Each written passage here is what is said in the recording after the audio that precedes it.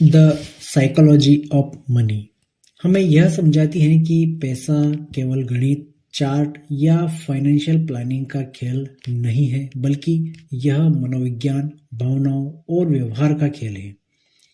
लोग पैसे के बारे में निर्णय तर्क से कम और भावनाओं के आधार पर अधिक लेते हैं। कभी डर और लालच से, कभी उम्मीद और कभी भीड़ का पीछा करने के कारण। मॉर्गन हाउसल बताते हैं कि हर इंसान पैसे के बारे में अपने अनुभवों, बचपन, सामाजिक वातावरण और अपने संघर्षों के आधार पर अलग अलग नजरिया रखता है।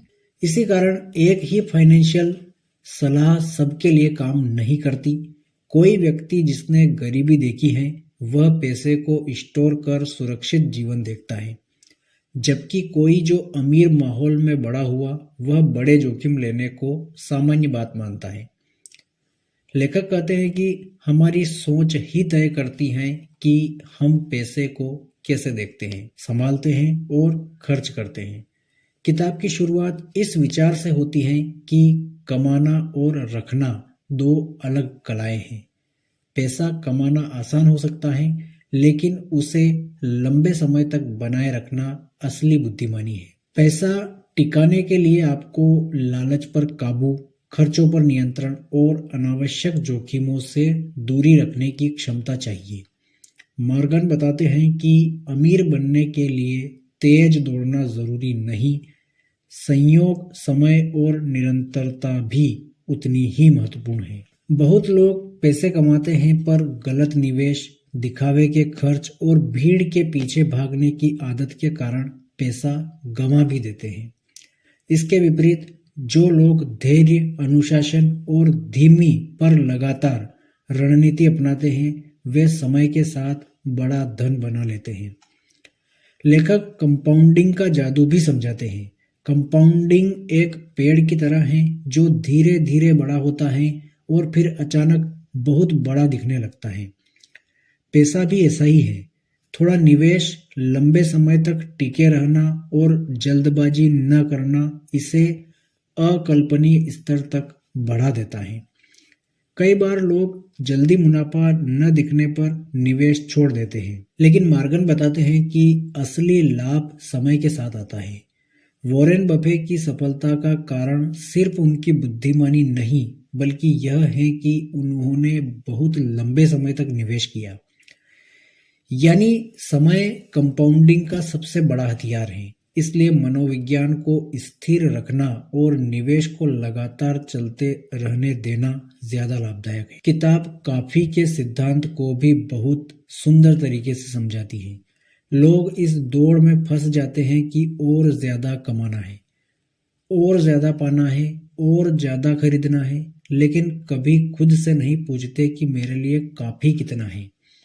जब काफी की सीमा नहीं होती, लालच बढ़ता है और लालच के कारण लोग ऐसे जोखिम उठाते हैं जो उनके पूरे वित्तीय भविष्य को खतरे में डाल देते हैं। यह समझना जरूरी है कि पैसा सुख देता है, पर असीमित लालच मानसिक तनाव, तुलना और अधीरता पैदा करता है।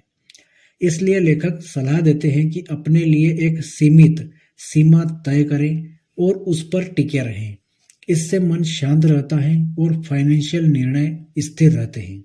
जोखिम और भाग्य किताब के मुख्य अध्यायों में से एक है।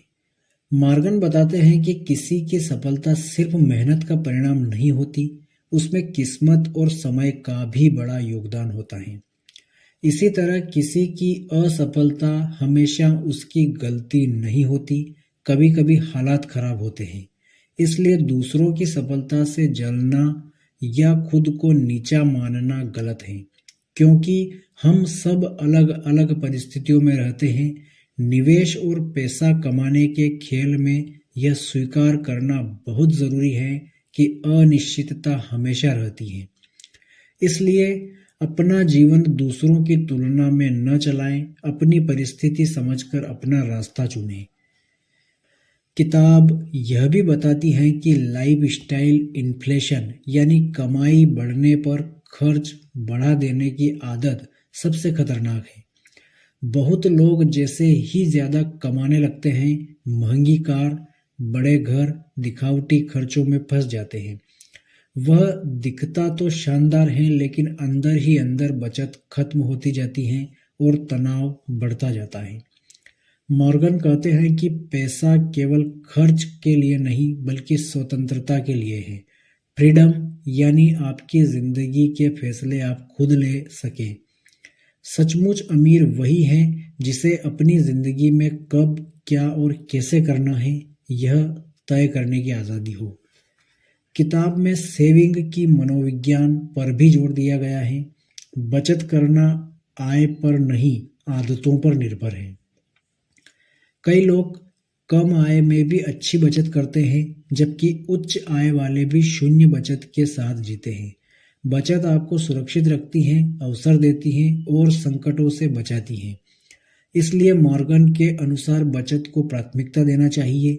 बिना वजह बड़े खर्चों से बचकर, सादगी अपनाकर और आय बढ़ने पर भी खर्च न बढ़ाकर आप वित्तीय रूप से मजबूत बन सकते हैं।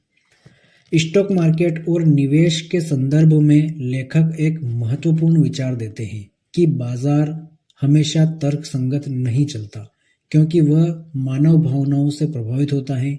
इसलिए बाजार को वैज्ञानिक दृष्टि से समझने की बजाय व्यावहारिक दृष्टि से समझें। जब लोग डरते हैं तो वे बेचते हैं, जब लालच आता है तो वे खरीदते हैं। एक समझदार निवेशक वही है जो अपनी भावनाओं पर नियंत्रण रखता है, गिरावट में घबराता नहीं और तेजी में अति उत्साहित नहीं होता। बाजार में टिके रहने वाले लोग ही लंबे समय में जीतते हैं। अंत में लेखक कहते हैं कि पैसे का असली अर्थ धन संचय नहीं बल्कि मानसिक शांति है। पैसा आपको चिंता से मुक्त करता है, बेहतर जीवन देता है और भविष्य को सुरक्षित महसूस कराता है। पैसा इंप्रेशन बनाने का जरिया नहीं, स्वतंत्रता पाने का साधन है। इसलिए पैसा कमाने, बचाने और निवेश करने का तरीका ऐसा हो जिसमें आप रात को चैन से सो सके। असली कला है अपने व्यवहार को नियंत्रित करना, धैर्य रखना, लालच से बचना, अनावश्यक जोखिम न लेना, बचत को आदत बनाना और लंबे समय तक एक स्थिर रास्ते पर चलते रहना। मॉर्गन हाउसल का संदेश सीधा है कि आपका दिमाग आपके बैंक बैलेंस से ज़्यादा महत्वपूर्ण है। पैसे का खेल जीतने के लिए सोच को नियंत्रित करना सबसे बड़ा हथियार है। तो दोस्तों, ये थी मॉर्गन हाउसल की लिखी हुई किताब the psychology of money book की एक बिल्कुल शॉर्ट समरी। यदि आप चाहते हैं कि हम इस बुक की विस्तृत समरी आपके लिए लेकर आएँ तो आप कमेंट करके हमें ज़रूर बताइएगा, ताकि अगले वीडियो में हम आपके लिए इस बुक की पूरी विस्तृत समरी लेकर के आएँ, जिससे कि आप पैसों के बारे में और गहराई से समझ सके। इसी के साथ यदि आपने अभी तक हमारे इस YouTube चैनल को सब्सक्राइब नहीं किया है तो जल्दी से कर लीजिए और बेल आइकन को ज़रूर प्रेस कर दें, जिससे कि आने वाले वीडियो के नोटिफिकेशन आपको मिलते रहें। मिलते हैं अगले वीडियो में, तब तक के लिए नमस्कार।